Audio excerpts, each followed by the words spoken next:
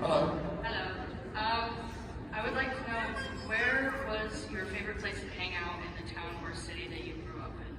Oh, I grew up in Liverpool, and weirdly, and appropriately for this gathering, I was a very keen amateur magician. I told you I was shy, I was a bit awkward, I didn't quite, other people seemed to have happier families than me, just be more comfortable, and so I developed all those hobbies that you can be good at, that you can practice by yourself, and you think will win you friends and girls, and do the very opposite. So I became good at magic, and my favourite place in the world growing up was a magic shop called The Wizard's Den. Who knew? There you go.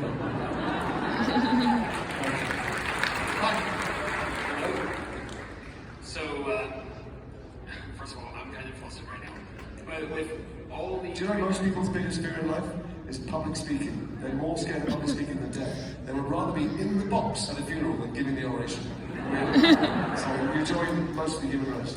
Well, with every franchise you have under your belt so far, Star Wars, Star Trek, Marvel, DC, Avatar... No Marvel. Crushing me. One where you played Mephisto or voiced Mephisto. Maybe I did. I forgot what I forgot. There's a lot of very sorry I forgot about. Sorry. Sorry, Marvel. Sorry. I just want to know, are there any other major franchises that you want to have your foot in the door in?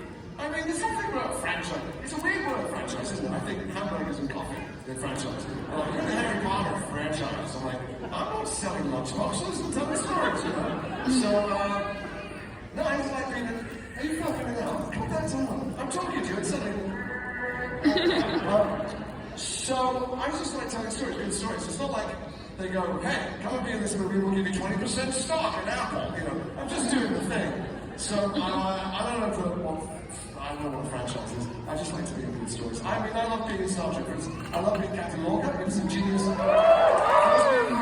First season of Star Trek discovered figures in your ears.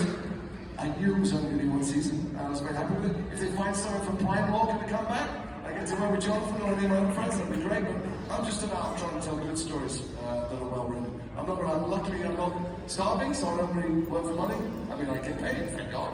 I'm not an idiot, but I just try to find good things to do. Thanks.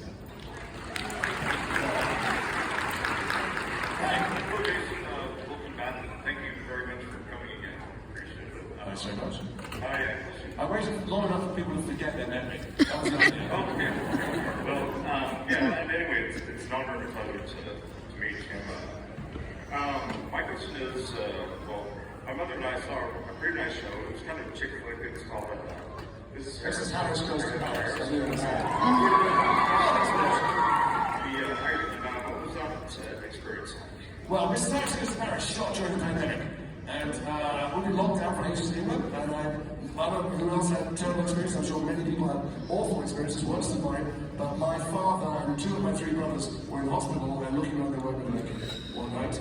Very early on in March 2020. They did, thank God, all make it look like in root health. But I took it more seriously than people around me because I knew other people who died. And so I was appropriately cautious. I was going to say terrified. I wasn't paranoid, I was taking sensible steps. And then someone said, come with this movie. The vaccines weren't out. So people, still people dying in giant numbers. And my friend who was directing it said, come to Budapest and we'll make a movie. And I'm like, you make a movie? I can be in a room with other people who aren't my children? Are you crazy? He said, that's the protocols of country safe and stuff. And I wasn't going to do it. And then another person I knew offered me, said, come and do sex education. And I'm like, I don't want to work. It's very kind of you.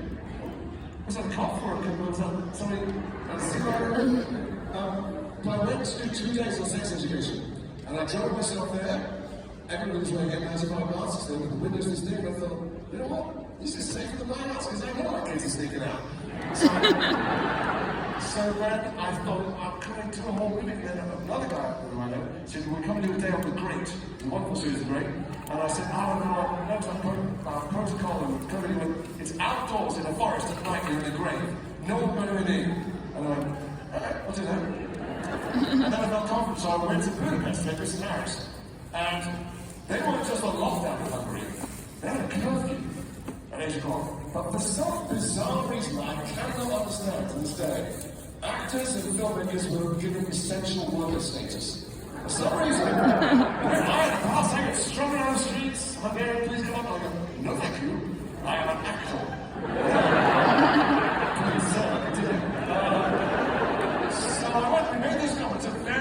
fluffy film, isn't it? It's a very sweet, like, I remember making it thinking, wow, who's gonna watch this? I mean, it's just so, you know, it's like, what was that like? Loose. It's like, it's all air, you know? And then it came out and it was exactly what people needed after the pandemic.